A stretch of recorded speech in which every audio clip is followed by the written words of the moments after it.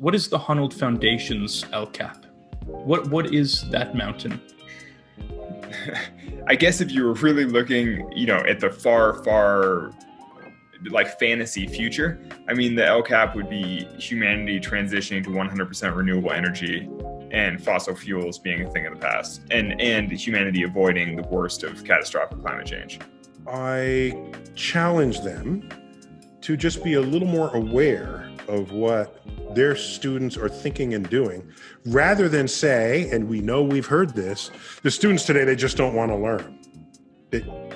All right, if you're an educator and you say that, you should have a different job. Get out of the classroom, if that's what you think. By the way, maybe they don't want to learn. It's your job to inspire them to learn. We can't call this the new normal so that we can go back to the way it was before COVID hit. Before COVID hit was not normal.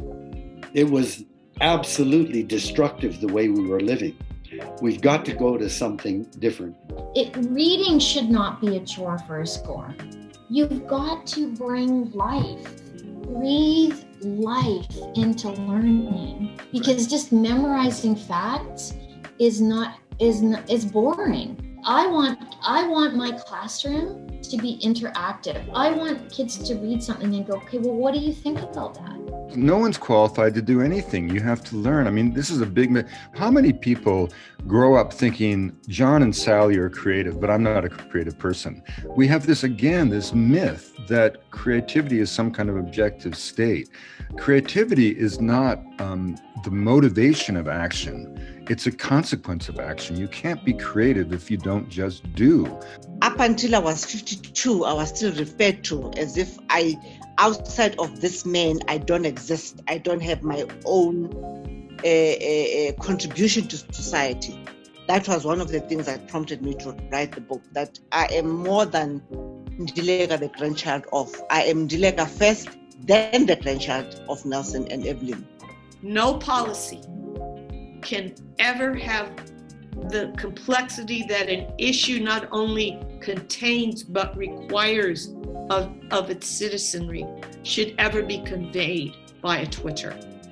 This is anathema, to use the Greek. It is anathema to true thinking and true analysis and, in my opinion, a true democracy.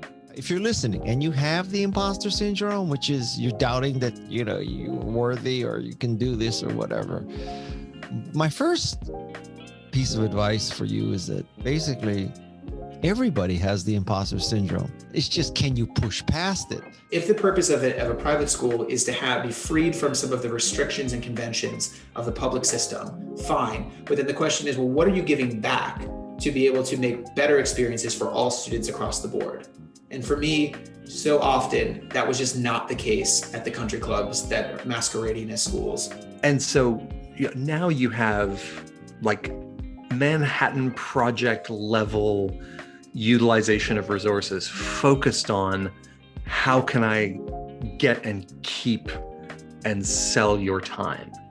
Now, I'm fighting for time for reading relative to all the other things that people could be doing with that time. Essentially, we can understand many more words spoken to us in context than we would naturally express through our own language. So there's something about this magical liberation of the word from the page that happens when we read aloud. I just, encourage people to think about what your role is in improving or, impacting an educational system close to you. It could be the one you attended, it could be the community that you live in. But yeah, I definitely think everyone has a role to play when it comes to improving education.